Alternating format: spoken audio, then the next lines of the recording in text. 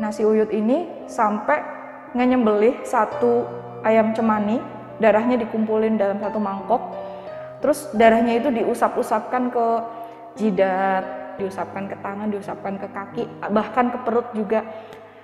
Dan setelah diusap-usap itu, nggak tahu kenapa kayak Uyut Putri itu hidup lagi, tapi tuh kayak bukan dia gitu. Uyut Putri itu dalam keadaan nggak pakai baju, telanjang, dia keliling sambil bawa bunga 7 rupa itu, dan dia ciprat-cipratin itu pakai daun pandan. Daun pandan itu kan panjang-panjang ya, kayak gini-gini. Jadi dia diciprat-cipratin kayak gini loh, set set set gitu. Halo buat teman-teman yang udah subscribe ataupun yang belum subscribe Lentera Malam. Biar teman-teman selalu dapat notifikasi setiap kali Lentera Malam update video baru, teman-teman bisa nyalain loncengnya seperti video di tengah ini nih. Pilih all atau semua. Jadi jangan lupa nyalain loncengnya. Assalamualaikum warahmatullahi wabarakatuh. Selamat malam teman-teman, baik lagi di Lentera Malam bareng gue Adit. Sekarang kita lagi ada di segmen Saksi Misteri nih. Seperti biasa, kalau di segmen Saksi Misteri gue selalu datengin narasumber untuk menceritakan tentang pengalaman mistisnya. Jadi buat kalian yang baru pertama kali mampir ke Lentera Malam, kalian bisa cek video-video Lentera Malam yang lainnya. Karena di situ gue dan Jamal sering menceritakan secara storytelling cerita-cerita horor, dan kita selalu hadirin narasumber-narasumber yang akan menceritakan tentang pengalaman mistisnya. Nah, kali ini kita udah kedatangan tamu jauh-jauh dari Cibubur. Kita kenalan dulu sama narasumbernya, Nuha. Halo. Halo, sehat nih? Alhamdulillah sehat. Tadi macet nggak jalanan kesini? Oh, enggak lancar. Lancar ya, oke. Jadi Nuha ini mau cerita. Gua kupas dikit ya Nuha ya, Okay. karena tadi gua pas off cam sempat cerita sedikit sama Nuha, cerita lah tentang ceritanya ini. Jadi Nuha ini mau cerita tentang pengalaman, bukan pengalaman mistis ya. Jadi ibaratnya ini cerita yang cukup epik di keluarganya si Nuha. Jadi ada satu momen ketika Uyutnya Nuha ini menghidupkan lagi Uyut putrinya yang sudah mau meninggal. Nah, lebih jelasnya kalian tonton video ini sampai habis. Jangan ada yang di skip, biar kalian tahu ceritanya dengan detail. Kalau di skip iklannya aja. Kalau ceritanya jangan. Ya udah Nuha, beri kasih kisi-kisi sedikit tentang cerita lo nih, selain yang tadi gue bilang tadi tuh. Oke, jadi ini adalah cerita soal sepasang kakek nenek gua yang udah berumur 94 tahun, yang mereka ini sangat saling mencintai satu sama lain, sehingga saat yang satu si Uyut Putri ini mau meninggal, Uyut Kakung ini nggak ikhlas dan melakukan segala cara untuk supaya si Uyut Putri ini hidup kembali seperti itu. Dan buat kalian yang mau tahu ini akhirnya hidup lagi atau enggak, kalian tonton video ini sampai habis ya. Dan gue mau notice juga nih, Nuha di sini cerita bukan untuk mengumbar aib keluarganya ya. Ini buat sharing cerita aja lah, pengalaman hidup. Supaya kalian semua bisa petik hikmahnya dari cerita yang Nuha bawain. Jadi sekali lagi gue bilang ini bukan ngebuka aib keluarga atau menjelek-jelekan keluarganya gitu. Ya udah, sebelum masuk ke ceritanya, gue mau kasih tau dulu nih, Nuha juga punya YouTube channel, namanya apa, Ha?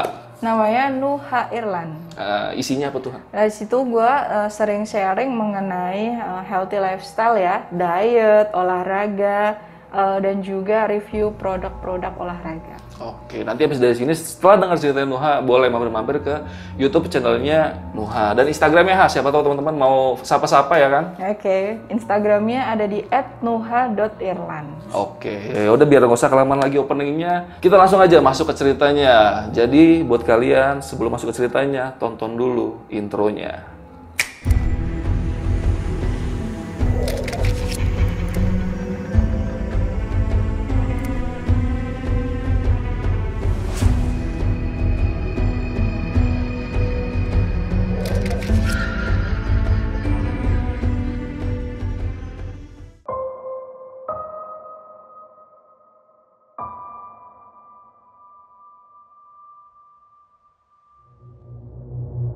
Halo teman-teman, nama aku Nuha.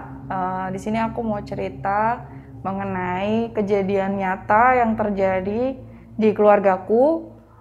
Di sini aku mau cerita bukan untuk mengungkap aib keluarga atau membesar-besarkan masalah keluarga gitu, enggak, sama sekali enggak. Karena di sini aku pure untuk sharing aja supaya kita ini bisa ngambil hikmah dari apa yang terjadi di keluarga aku. Jadi aku punya sepasang kakek nenek yang aku panggil mereka itu Uyut karena mereka tuh hitungannya tuh Uyutnya aku gitu. Nah mereka itu si Uyut Kakung ini adalah orang yang katanya cukup disegani pada era pemerintahan Orde Baru. Nah si Uyut ini katanya beliau ini punya jabatan di era Orde Baru. Nah seperti yang kita tahu di era Orde Baru, di masa lampau ya, orang-orang Jawa saat itu memang biasanya tuh punya kayak perewangan gitu. Nah, perewangan yang dimaksud di sini kan bukan seperti yang kita biasa lihat gitu. Mungkin ini seperti apa ya? Mungkin makhluk-makhluk yang nggak kelihatan. Nah, di situ aku melihat Uyut di masa kecilku itu sangat kayak serem gitu loh. Karena aku tuh sering melihat kayak Uyutku itu yang melakukan berbagai ritual, yang dari mulai bakar kemenyan, dari mulai mandiin keris, dari mulai jemur-jemur kain yang kira-kira mungkin entah itu kain itu dapat dari mana atau mungkin ada perawatan-perawatan khusus seperti itu. Gitu. Jadi pernah juga waktu aku kecil tuh si Uyut ini hampir meninggal. Jadi kan aku punya sepasang Uyut ya. Ada Uyut Kakung sama Uyut Putri. Nah, si Uyut Kakung ini masih sehat, tapi si Uyut Putri ini dia udah sering sakit-sakitan. Nah, si Uyut Putri pernah suatu hari waktu itu kayaknya gue kelas 1 SMP, jadi waktu itu udah lumayan bisa mengingat dengan baik. Waktu itu Uyut itu hampir meninggal, jadi kita para anak cucu udah dikumpulin di keluarga. Kemudian si Uyut ini kayak berpesan gitu loh bahwa kayaknya saya mau meninggal. Ini nanti tanah yang ini dikasih sama yang ini, tanah yang itu dikasih sama si itu gitu. Karena kebetulan si Uyut ini punya 6 orang anak. Nah kebetulan nenek aku adalah anak pertamanya. Seperti itu. Terus si Uyut ini kayak udah mau meninggal banget deh. Sampai dengan dia udah lemes. Tapi dia nggak mau dibawa ke rumah sakit karena dia pikir kayak udah waktunya aku meninggal, buat apa lagi gitu. Sampai Uyut berucap seperti itu.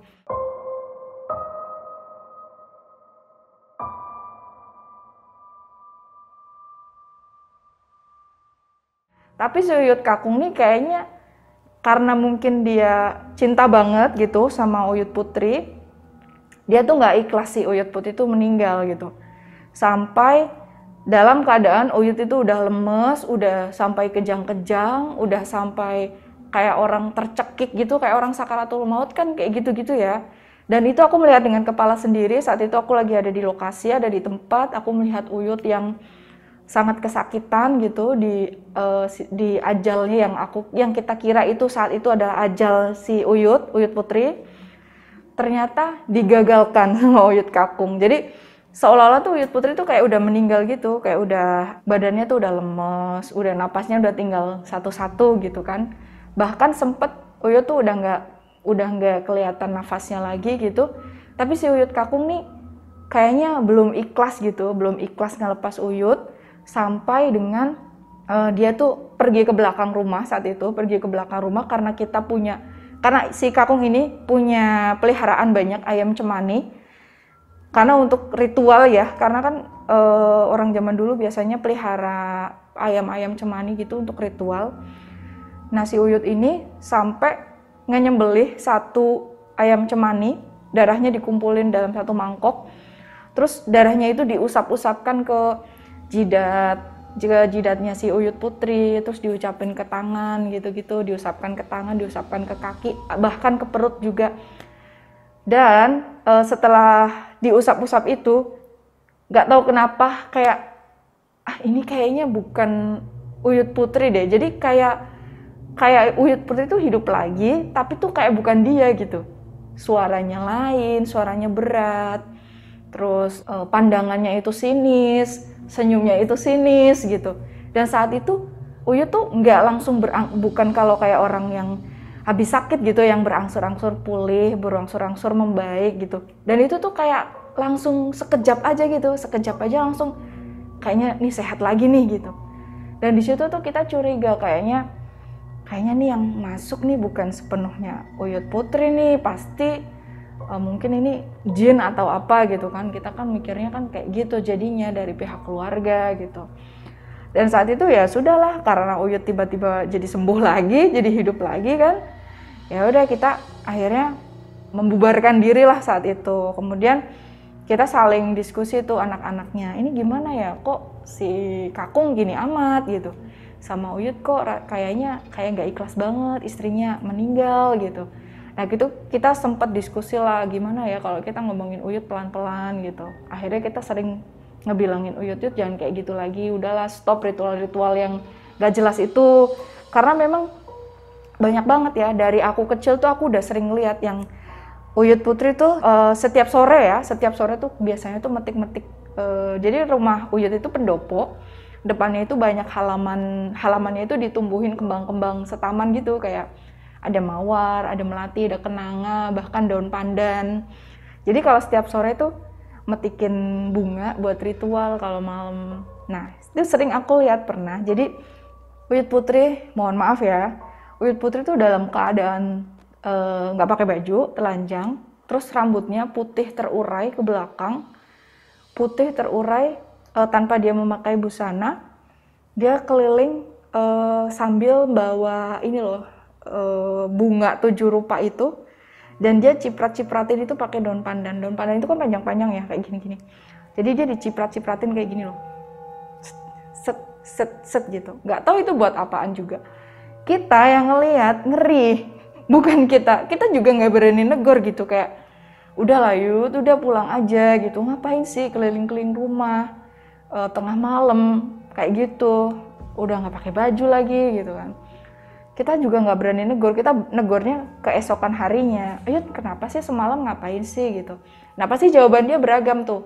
Ada yang bilang ngusir bala lah, ada yang bilang jagain rumah lah, ada yang bilang karena ini ada kiriman lah, gitu-gitu macem-macem.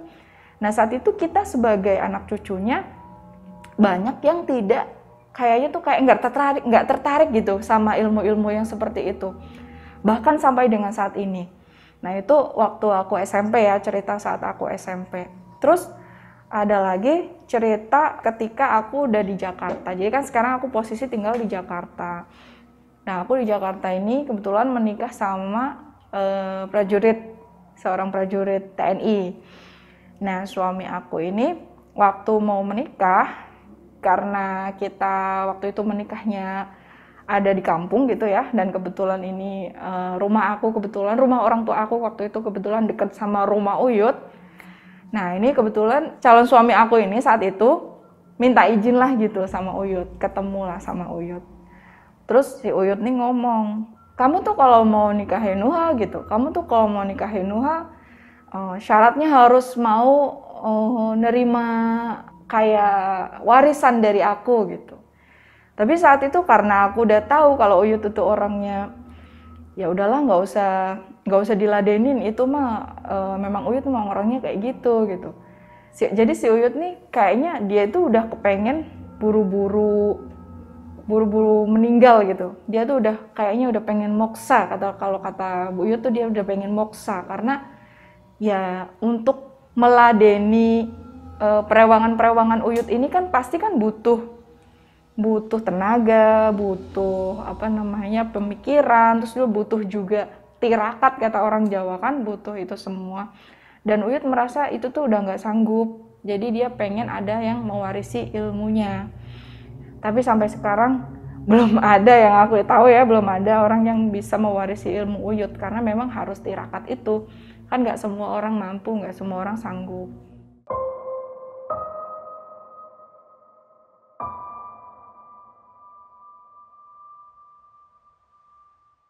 Terus ini cerita waktu aku udah di Jakarta. Waktu itu aku dalam kondisi hamil, jadi aku nggak bisa pulang kampung saat itu. Nah kebetulan saat ini aku dengar cerita ini dari orang tuaku. Orang tuaku waktu itu nelpon, aku posisinya lagi di kantor. Orang tuaku bilang, "Nu, ini si Uyut meninggal," katanya. Uyut Putri meninggal gitu. Loh kok bisa, emang nggak dijampe-jampe lagi sama Uyut Kakung? Aku tuh sampai ngomong gitu Bang, karena ya dulu aku udah pernah melihat Uyut udah meninggal, udah segitunya gitu, tapi dia tuh kayak bisa dihidupin lagi gitu sama Uyut Kakung. Apa iya sekarang ini benar-benar meninggal kan? Emang meninggal beneran Bu gitu? Iya emang beneran meninggal gitu. Terus gimana dong? Ya jadi kita nih lagi diskusi, Uyut nih mau dimakamkan dengan tata cara seperti apa.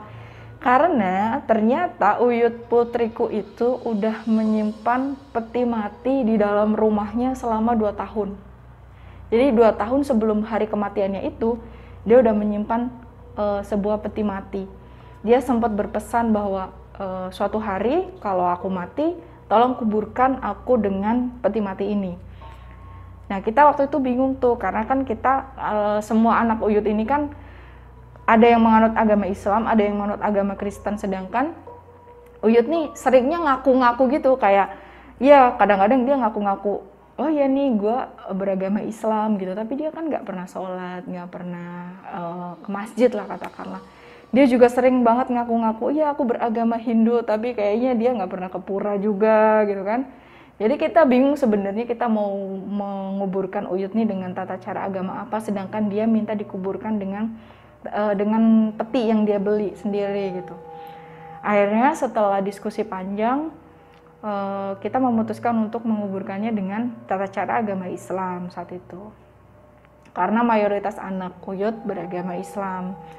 Nah saat itu pemakamannya itu, sebelum pemakaman itu ada kendala juga. Jadi Uyut Kakung ini ngomong gini, kalau aku nggak bisa ngehidupin ibumu lagi gitu, kalau aku nggak bisa ngehidupin Uyut Putri gitu, aku tuh ikhlas untuk kalian nguburin Uyut gitu. Tapi kalau aku bisa ngehidupin Uyut lagi, kalian nggak boleh nguburin dia gitu.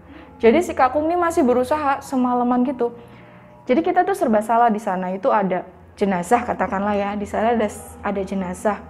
Tapi kok si Uyut nih nggak ngebolehin jenazah ini tuh untuk diurusin, untuk dimandikan, untuk dikafani, untuk disolati itu nggak boleh. Jadi dalam rumah itu tuh kita tuh diusir, katanya ibu, ini cerita dari ibu aku ya, ibu aku semua keluarga itu diusir, udah kalian pulang aja, nanti aku bisa hidupin Uti lagi gitu, kalian pulang aja gitu.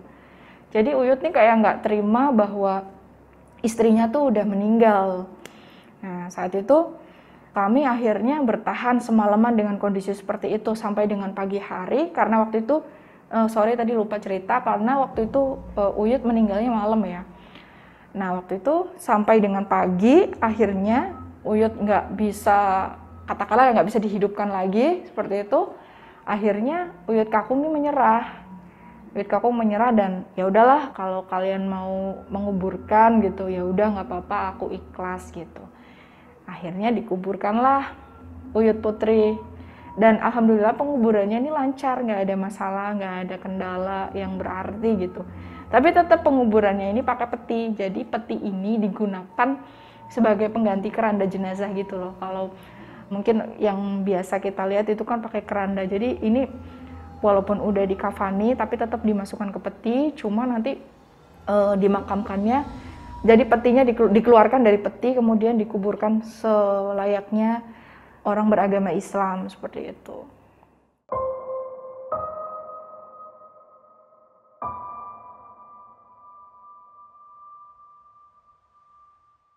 Ini ceritanya setelah Uti meninggal, setelah Uyut Utri meninggal, itu banyak banget kejadian-kejadian yang katanya dinampaki oleh sosok yang mirip Eyang Putri ini. Uyut ini cerita sendiri sama aku karena kebetulan aku sudah melahirkan, aku pulang ke kampung dan waktu itu ketemu sama aku. Si Uyut ini cerita bahwa ya semalam Uyut Putri datang gitu. Katanya datang di sekitar peti. Oh ya ada satu lagi yang aku lupa. Jadi Uyut Kakung ini nggak ngebolehin peti itu dibuang.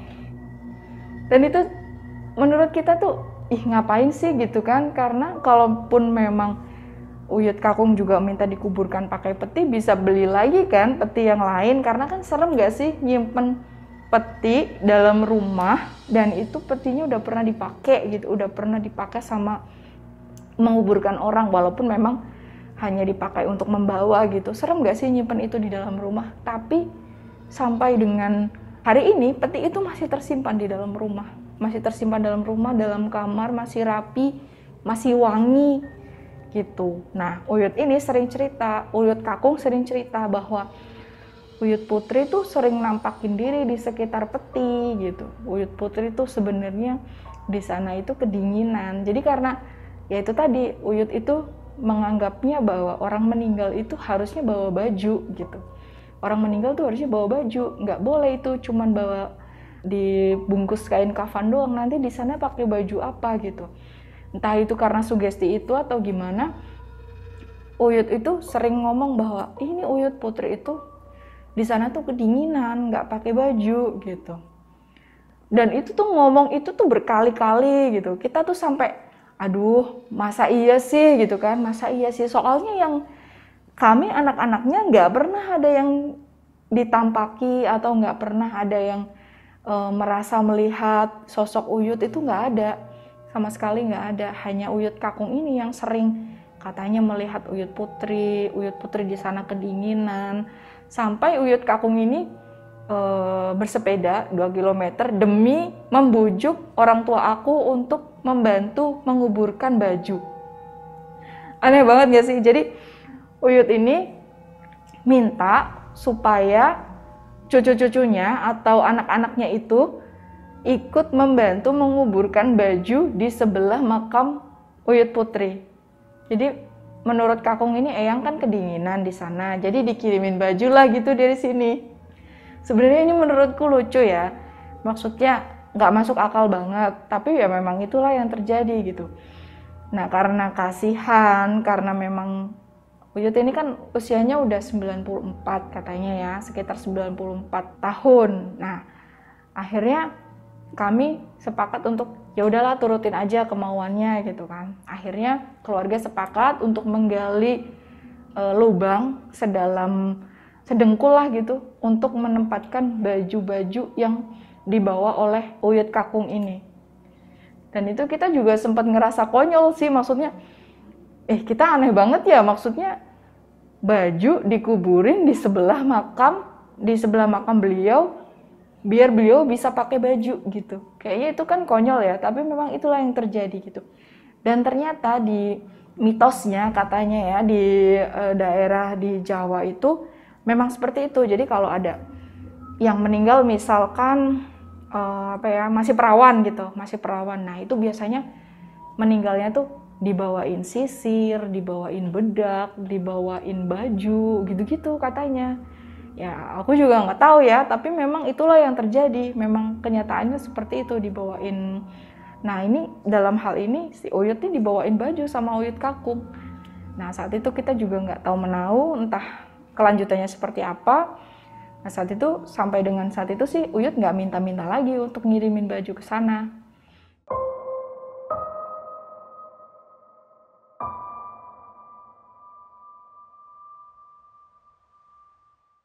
Berikutnya ini yang paling baru, aku kan kemarin banget nih pulang kampung kan, ketemulah sama Uyut. Sebenarnya tuh aku menghindari Uyut bukan karena aku nggak sayang ya, tapi karena ya kalau ketemu sama Uyut pasti aku akan ditawari hal yang aneh-aneh kan, ditawari untuk inilah, untuk itu gitu, untuk menerima ini, menerima itu, ritual ini, ritual itu. Jadi jatuhnya tuh kayak males gitu loh, kayak aduh kalau ketemu Uyut nih nanti pasti ditawarin gini nih, pasti ditawarin gitu tuh gitu. Ya udahlah, kita kayaknya menghindari Uyut nih. Tapi ternyata kita tuh nggak bisa menghindar kan, kita niatnya mau ke tempat saudara nih. Ternyata Uyut lagi ada di situ. Uyut lagi ada di situ dan kebetulan ketemu. Nah saat itu kan aku sama suami tuh berdua. Nah Uyut nih langsung ketemu suamiku, langsung nembak gitu, langsung bilang gini, Lan coba sini duduk di sini gitu. Oh iya gimana Yud? Saat itu Uyut masih sehat, masih pakai baju safari, masih pakai belangkon, masih rapi, masih wangi gitu. Beliau berpesan, kamu kan seorang prajurit, pasti butuh namanya perewangan, butuh namanya pegangan gitu kan. Nih aku punya beberapa pegangan gitu, kamu bisa manfaatin ini untuk supaya kamu bisa kebal, supaya kamu bisa terhindar dari bala, terhindar dari bencana, seperti itu pesannya Uyut. Ya aku sama suami cuma lihat-lihatan aja, hah gimana nih gitu kan. Kalau kita menolak takut dikira nggak sopan, kalau kita nerima juga kita nggak sanggup gitu kan. Tapi saat itu suamiku menjawabnya dengan diplomatis gitu. Waktu itu bilangnya gini, Uyut kan ini kan sebuah ilmu yang tantangannya luar biasa ya. Kalau misalkan kita menerima, belum tentu nanti saya kuat gitu. Kalau misalkan pun saya menolak juga nanti saya takut dianggap nggak sopan. Jadi sebenarnya ya kita menghormati Uyut, tapi kita nggak ingin menerima ilmu-ilmu yang seperti ini karena saya nggak kuat. Karena kita berpikirnya gini loh, namanya menerima ilmu-ilmu seperti ini kan harus ada tirakatnya kan, harus ada pengorbanannya, nggak hanya sekedar menerima ilmu terus ngafalin mantra terus jadi gitu kan, enggak, pasti kan ada tirakatnya. Sedangkan tirakatnya itu susah, kayak salah satunya puasa tanpa makan minum 3 hari full, terus harus ke tempat yang mana, harus ke tempat angker mana, terus di sana bertapa sekian hari tanpa makan, tanpa minum, tanpa tidur gitu. Dan itu kan berat ya dijalanin ya. Tuh kita juga kayaknya nggak mau melenceng dari akidah gitu. Walaupun di sini kita takut Uyut marah gitu kan, takut Uyut marah kalau kita nolak nih. Tapi ya gimana lagi, karena kita nggak mau menerima itu ya kita tolaklah baik-baik permintaan Uyut. Mudah-mudahan Uyut sih paham ya dengan hal ini. Saat itu Uyut responnya memang cenderung marah ke aku dan suami gitu. Kenapa sih nggak mau menerima? Aku nih udah pengen mati loh. Uyut tuh sampai bilang gitu, aku nih udah bosen, udah pengen mati. Aku tuh nggak bisa mati kalau si perewangan ini tuh nggak ada yang ngopeni selanjutnya gitu. Dan sebaiknya yang ngopeni itu anak keturunan gitu. Nah disitulah aku bilang juga, enggak Yud, kalau yang harus ngopenin itu orang yang sanggup. Saya bilang gitu, karena kami nggak sanggup. Sebaiknya jangan kami Yud gitu. Nah waktu itu aku ngumpanin nama Om lah. Karena saat itu kan aku ada Om juga yang kebetulan prajurit juga. Terus aku ngomong, kenapa nggak sama Om Arsa aja gitu. Terus si Uyut nih bilang, iya dia udah saya kasih gitu. Oh gitu. Jadi intinya saat di pertemuan itu kami menolak dan kami tahu kalau Om Arsa udah dikasih. Tapi nggak tahu ya sama Om diamalin atau enggak. Nah pas aku balik ke Jakarta, kebetulan Om aku ada di Jakarta juga. Dia telepon aku, "Nu, kamu di mana? Kalau ke kantor mampir ya." Oke. Akhirnya aku mampirlah ke rumah dia. Terus dia ngomong gini, "Kamu kapan mau pulang lagi?" Kayaknya masih lama deh Om, orang baru kemarin banget gitu. Iya kalau pulang lagi aku nitip ya, nitip apa gitu, aku nitip barang apa? Ini bentuknya tuh kayak cairan gitu, bentuknya kayak cairan sama sebilah bambu. Terus aku ngomong, ini apa Om? Itu dikasih Uyut kemarin. Loh kenapa nggak disimpan gitu? Iya mau aku balikin aja. Emang kenapa? Nggak kuat aku, kata Omku gitu. Yang bener Om, iya nggak kuat. Ya udahlah kalau nggak kuat nanti aku bantu balikin, tapi aku nggak tahu ya baliknya kapan gitu.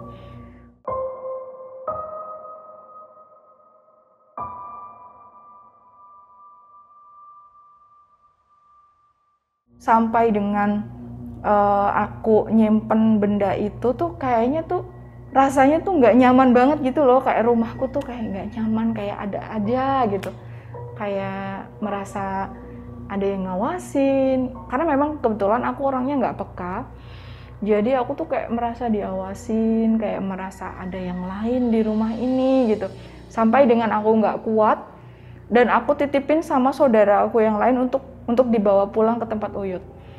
Aku kebetulan ada saudara lain yang datang dari kampung, terus dia pulang lagi, terus aku nitip sama orang ini, sama tetangga ini. Mas tolong kasihin sama Uyutku ya, ini dari Om Arsa.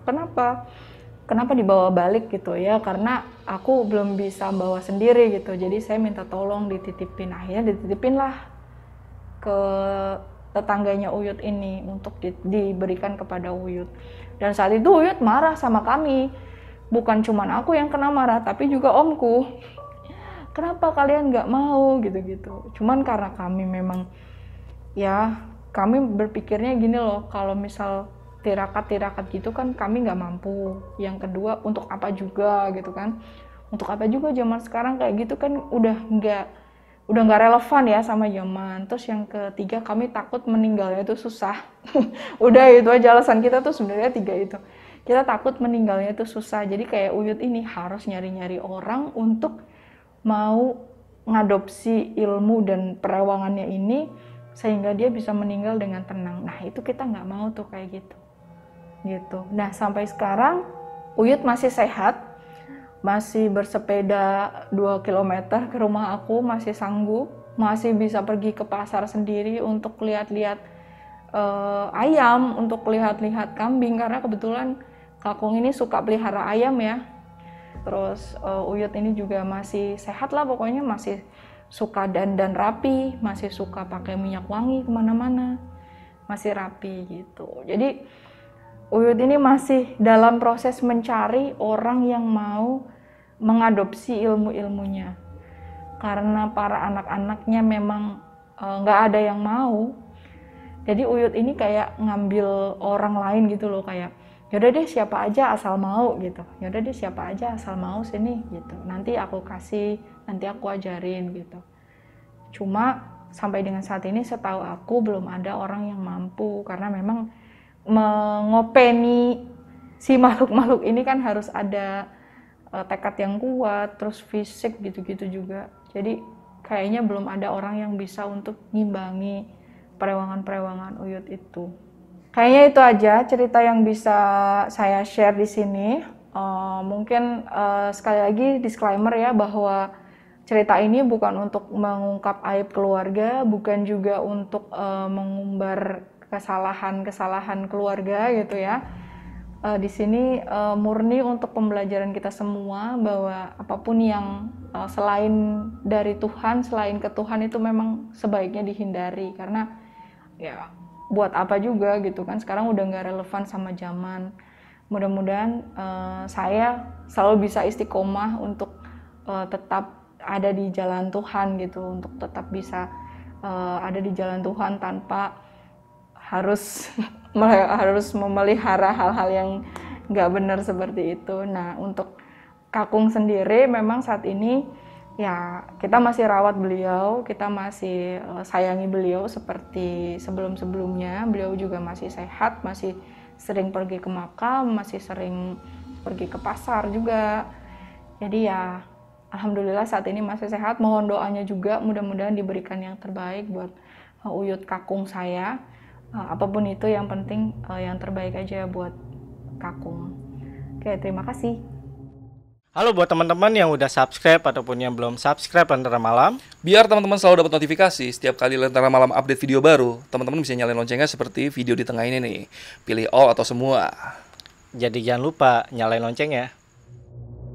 Oke, jangan di close dulu videonya karena gue bakal ngobrol-ngobrol panjang nih sama si Nuha tentang cerita yang tadi dia bawain. Nuha, thank you banget udah share cerita di Lentera Malam. Sama-sama. Dan sebelum kita bahas ceritanya, gue mau ngingetin lagi nih, kalau Nuha ini juga punya YouTube channel. Jadi buat kalian abis denger gue ngobrol-ngobrol sama Nuha, silakan mampir ke YouTube channelnya. YouTube channelnya apa, Ha? Namanya? Namanya Nuha Irlan. Di situ gue bahas mengenai olahraga, mengenai diet, dan juga lifestyle. Wah, kayaknya cocok sama gue ya. Iya. Yang lagi diet-diet gini nih. Boleh lah mampir-mampir channel. Siap, ntar gue coba mampir ke channel lu ya, Nuh ya.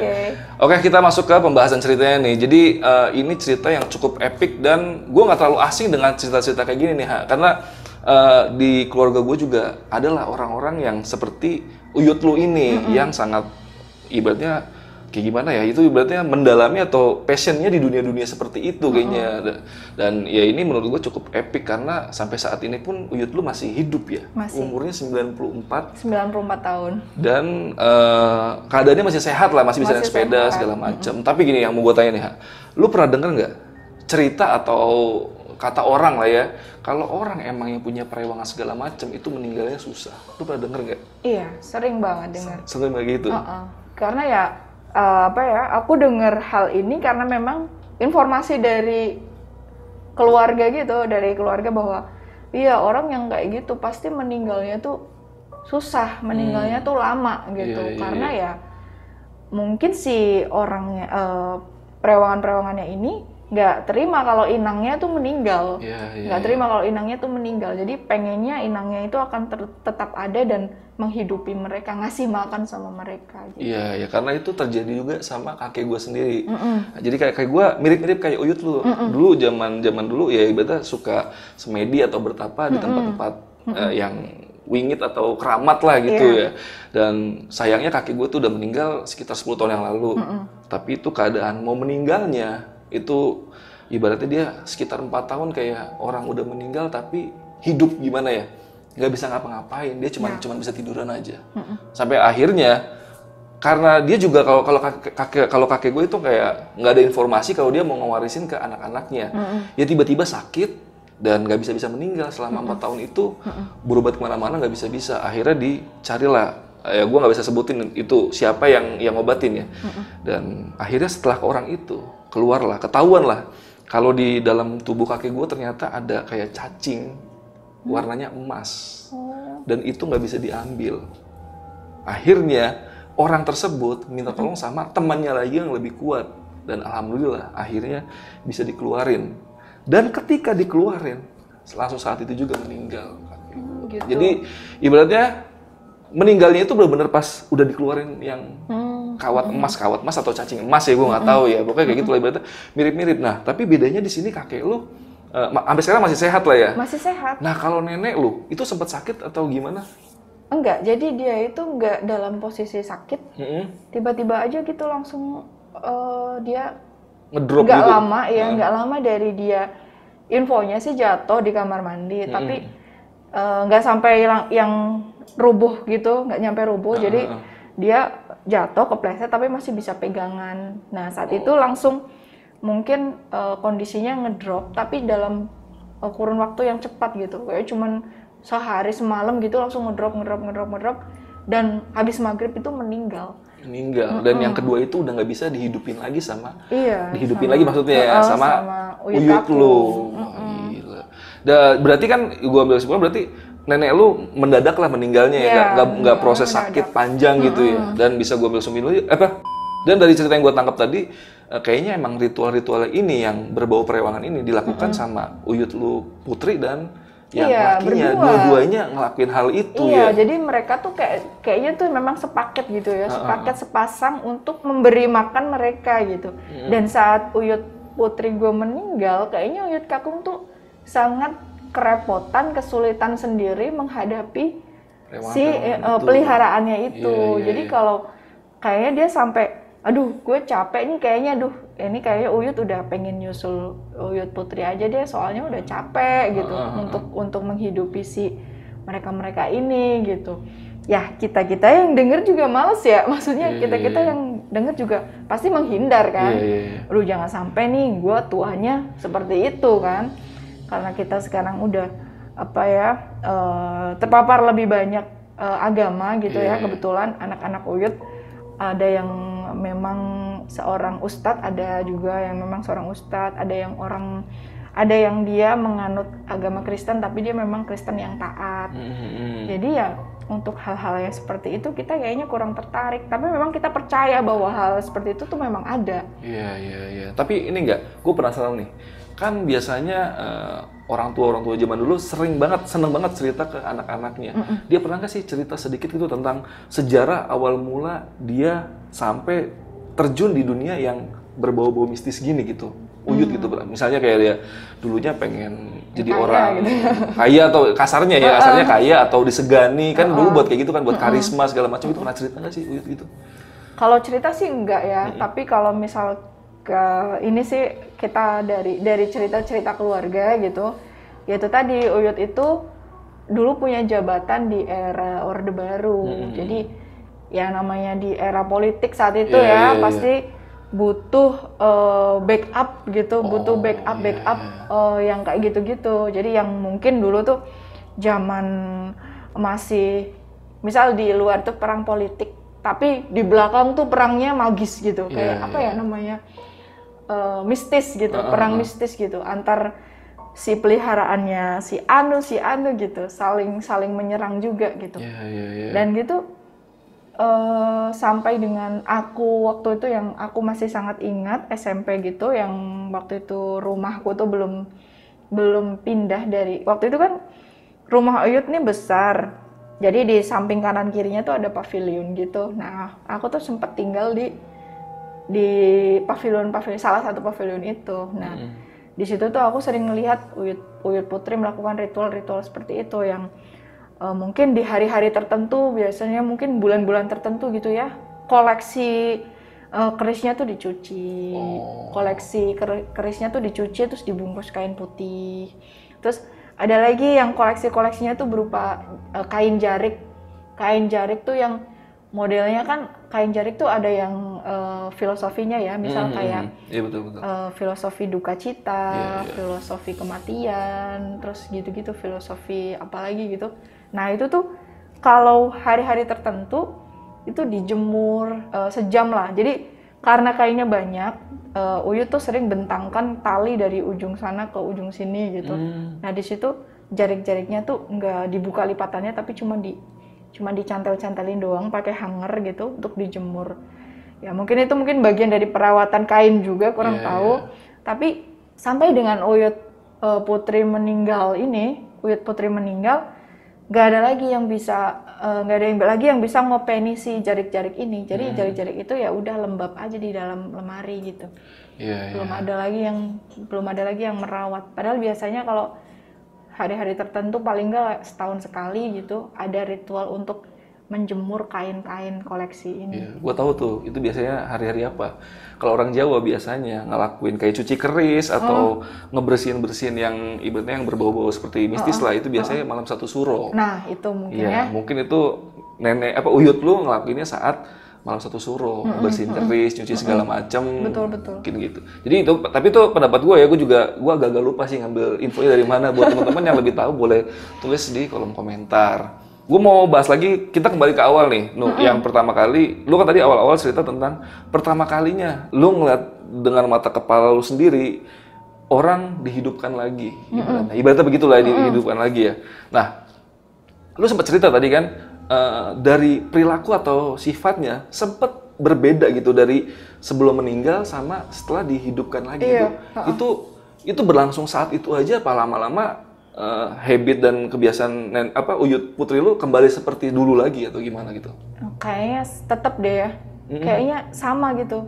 Jadi kan dulu kan yang Uyut tuh orangnya lembut, sama kita tuh suka, karena dulu gue waktu kecil rambutnya panjang ya, dia suka ngepang-ngepang rambut gue, suka sisir-sisirin gitu, namanya nenek sama cucunya gimana sih gitu ya.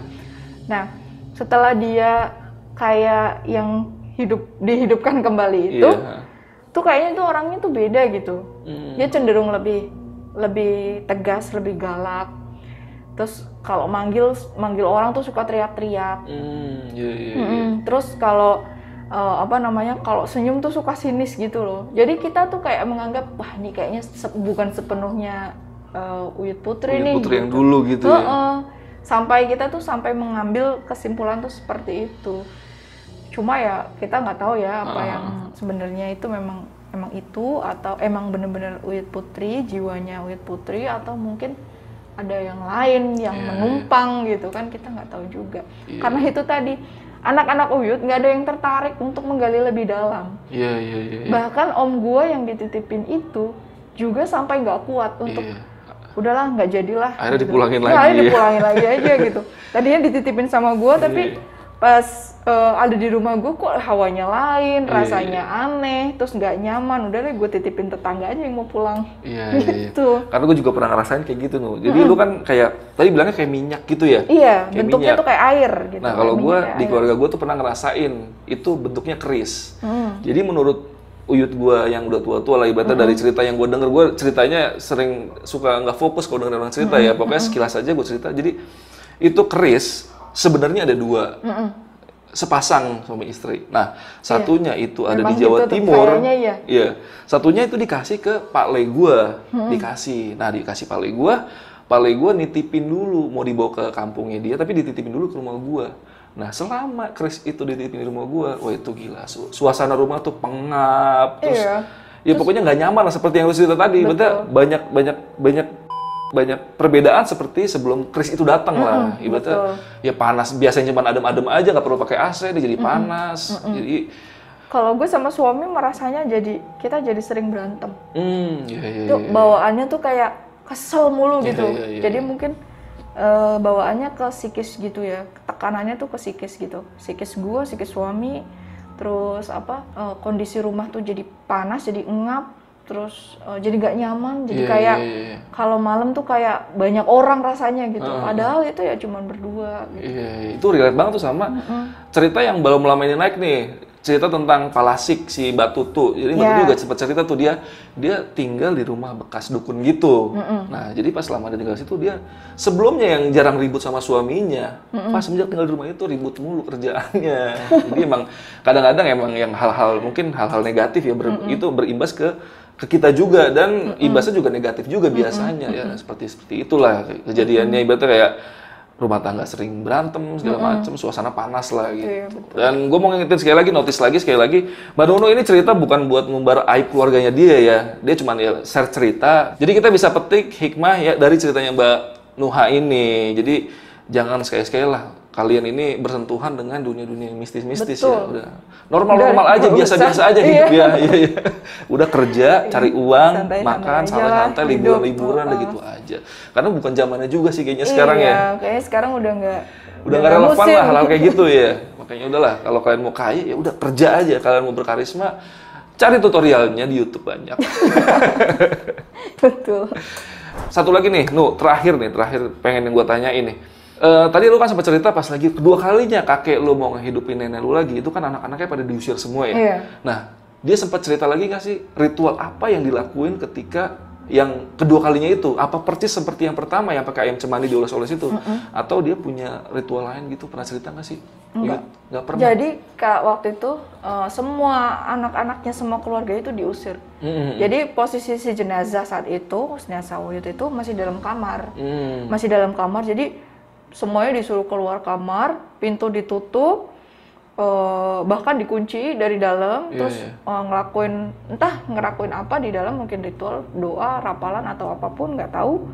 Sampai saat itu, sampai jam 12 malam tuh si Uyut tuh masih teriak-teriak gitu, kayak enggak, ibu kalian tuh nggak mati gitu, ibu kalian tuh masih bisa hidup kok, tenang aja gitu. Sampai jam 3 pagi kan kita melek ya, kata orang Jawa kan kalau ada jenazah harus ada yang melek gitu kan. Sampai orang-orang yang melek itu bilang, udahlah Yud, ikhlaskan gitu kan. Akhirnya jam 3 pagi mungkin Uyut udah fisiknya juga drop karena mungkin udah sepuh ya saat itu. Fisiknya udah drop, akhirnya Uyut mengikhlaskan. Nah, saat itu setelah azan subuh, Uyut bilang, ya udah deh, boleh dikuburkan, silahkan dimandikan, dikafani dan dikuburkan gitu. Dan alhamdulillahnya saat penguburan tuh nggak ada masalah gitu. Nggak ada masalah, kan kita takut nih kalau wah jangan-jangan nanti kayak di sinetron yang kena azab lah, yang apalah gitu kan. Tapi ternyata alhamdulillah nggak ada masalah, penguburannya semuanya lancar. Cuman ya itu, Uyut Kakung berpesan supaya peti mati ini dibawa pulang. Jangan dibuang. Jangan dibuang. Itu kan sesuatu yang bikin kita tuh serem loh. Maksudnya gini, kalau Uyut nih pengen dimakamkan pakai peti juga, kan bisa beli lagi. Kan bisa minta lagi gitu kan. Toh dia juga bukan orang yang kekurangan uang gitu. Mau beli lagi juga gampang gitu. Tapi dia berpikir gini, enggak, aku mau mati dan mau dibawa dengan tempat yang sama ibu kalian. Jadi sampai dengan saat ini peti mati itu kan, peti mati kalau buat mengantar jenazah itu pasti ada hiasannya kan. Ada dikasih jarik warna simbol duka cita. Terus ada bunga ronce yang di atas petinya itu ada bunga-bunga ronce gitu. Sampai bunga-bunga roncenya pun nggak boleh dibuang. Berarti dari semenjak meninggal itu sampai sekarang tetap seperti itu gitu. Tetap kondisi. seperti itu, tapi karena memang bunga ya pasti layu. Iya, kan? pasti layu. Cuman dia dikumpulin itu bunga-bunganya itu nggak boleh dibuangin, dan itu udah kering-kering gitu loh. Aku aja yang denger itu takut, maksudnya ya apaan sih ini mistis amat gitu kan. Iya, Cuman memang saudara-saudara yang saat itu ada di tempat gitu kan memang membenarkan hal itu. Ya memang itu. Kalau kamu nggak percaya, petinya masih ada. Teloan yang ruangan gitu, liatin aja di ruangan gitu, masih ada gitu. Dan aku waktu itu kan memang saat Uyut meninggal tuh nggak hadir kan, karena aku saat itu kondisinya hamil. Nah pas aku pulang beberapa bulan setelahnya, ya memang masih ada. Dan di kamar itu sekarang terkunci, tertutup, nggak ada yang bisa masuk. Nah kita juga nggak mau masuk ya, mau ngapain gitu di dalam kamar. Ada peti mati yang udah pernah buat bawa jenazah, disimpan lagi di dalam kamar. Serem gak sih? Serem banget. Kalau gue mah takut. Itu dikunci ya? Dikunci. Itu kayak film-film pintu terlarang tuh kayak gitu. Ntar dibuka banyak iblisnya keluar. Tapi yang bisa gue ambil sih, ini keren sih Uyut lu sama Uyut Putri sih. Ini kalau kalian pernah nonton film Habibie, ini mirip-mirip kayaknya ya. Iya, kayaknya satu sama lain tuh sangat. Iya, sangat ini banget lah, erat banget lah. Saling mencintai banget sih kayaknya. Sampai meninggal pun dia nggak ikhlas ya. Sebenarnya nggak ikhlas ya. Cuman ya mau gimana lagi, udah meninggal ya kan. Mungkin nanti kalau ada cerita update soal Uyut bisa gue up lagi. Boleh, siap. Jadi buat kalian yang pengen Nuha cerita lagi, silakan tulis kolom komentar sebanyak-banyaknya. Dan juga siapa tahu kalian mau sapa-sapa Nuha, Instagramnya mau follow nggak sama temen-temen nih? Iya. Apa tuh Instagramnya? Ya, Instagram @nuhairlan. Oke, nanti kalian mampir-mampir aja sapa-sapa. Kalau mau nanya, nanti ceritanya agak kurang jelas, boleh tanya-tanya aja ya ke Nuha. Karena kan kalau storytelling ini kadang ada yang ke-skip juga kan kadang-kadang kan. Ya udah, paling segitu aja video malam ini. Dan gue mau ngingetin sekali lagi, Nuha ini punya channel. Nama channelnya apa Nuha? Nuhairlan. Nuhairlan, isinya berbau-bau tentang olahraga dan diet-diet juga ya. Iya, betul. Gue harus mampir nih kayaknya nih. Dan Instagramnya tadi udah sebutin, nanti linknya gue taruh di deskripsi. Ya udah, paling video malam ini cukup segini aja. Thank you Nuha, udah jauh-jauh ke sini. Sama-sama. Untuk share ceritanya, gue Adit, Nuha, Lentera Malam.